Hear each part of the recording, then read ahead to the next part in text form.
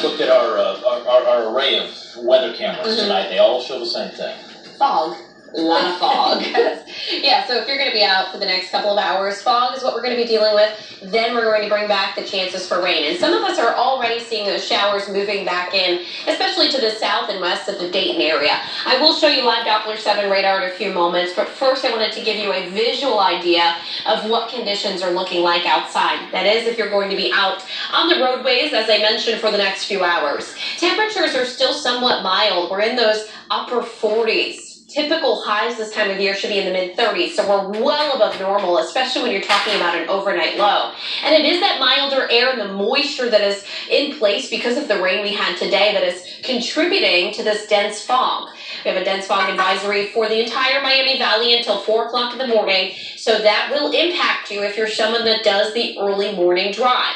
Then we're going to bring in the chances for rain. As I mentioned, some showers already coming through now. It is not heavy rain by any means, but still it is going to just add to the rain we've already seen, which I did check. Anywhere between an inch to an inch and a half of rain is what most of us saw over the last 24 to 36 hours. We've still got about 24 to 36 more hours to go through because this storm system is quite vast. You can see stretching from parts of Minnesota all the way down into Texas. This is all going to lift to the northeast. Fortunately, we do stay above freezing through most of the event, that this is going to be an all-rain event. Flood watch because of the amount of rain we've seen and will see until 7 a.m. on Friday. Now, rain will wrap up long before that, but we know how rivers and streams work. It could take about 12 to 24 hours before they actually reach their highest level. We've got another component to watch out for, and that has to do with the fact that we're going to have gusty winds.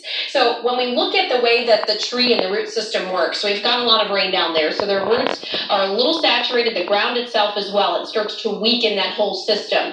Then we get some stronger winds aloft, and that's going to be pushing against those trees, those smaller, weaker trees, really. And with winds gusting as high as 40 to 45 miles an hour tomorrow evening, perhaps we could see a couple of trees being knocked over, limbs perhaps or branches that may result in some power outages. So here's our weather impacts with this system. Heavy rain moving back in for Thursday, flooding until Friday, gusty winds tomorrow evening into Friday, and that may lead to a couple of power outages with this whole system coming through. Here's Futurecast, timing out the rain for you. 7 o'clock in the morning, showers moving back in, become steady around 9, 10 o'clock. We'll get a brief little lull for midday and then more rain as we get towards the evening commute. There's 3:30, gusty winds, perhaps a few rumbles of thunder. Projected winds will ramp up when this wraps up, and you can see anywhere between 40 to perhaps 45 miles an hour from about 9 o'clock tomorrow evening into the overnight hours into early Friday.